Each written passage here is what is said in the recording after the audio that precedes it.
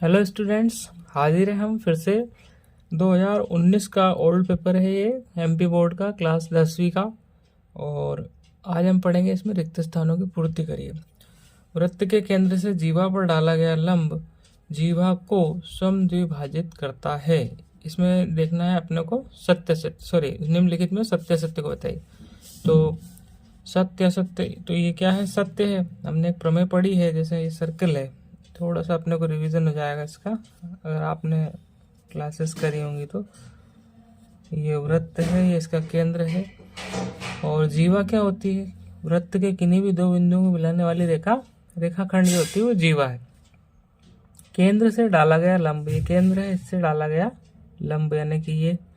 तो ये जो पार्ट हुए ये क्या हो गए? दोनों बराबर हो गए बस। तो फिर ये क्या है? सत्य है। इसको अपन लिखेंगे सत्य।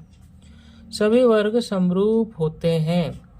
वर्ग कैसे होते हैं? जिनकी चारों भुजाएं बराबर हों और बीच का जो कोण है 90 डिग्री का होना चाहिए प्रत्येक कोण।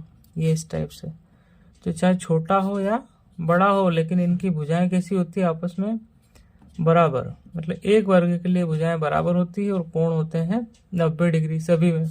तो जो समरूपता की परिभाषा है, समरूपता की परिभाषा क्या है?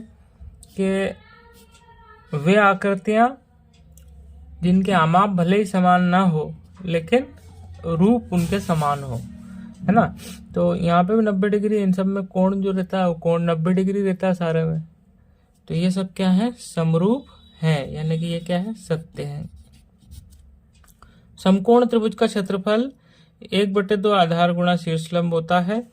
हाँ बिल्कुल होता है। कैसे होता है? जैसे मान लो ये है हमारा त्रिभुज। अब शीर्ष लंब क्या है? जो ऊंचाई है उसी को शीर्ष लंब कहते हैं। जैसे जिन त्रिभुजों में ऊंचाई डायरेक्ट नहीं दी होती है तो वहां पे क्या करना पड़ता है? शीर्ष से ऐसे लंब डालना पड़ता है।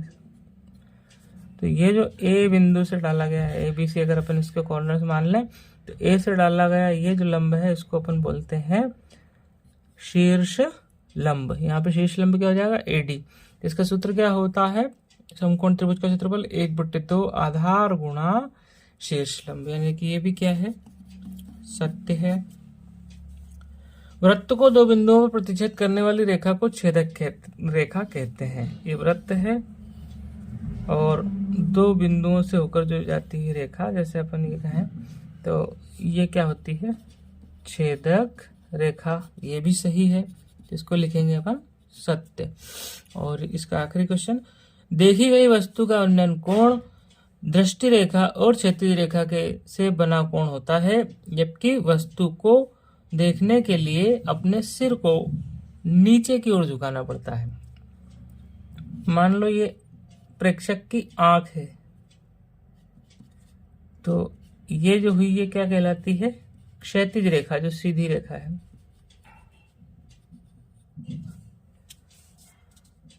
Horizontal line.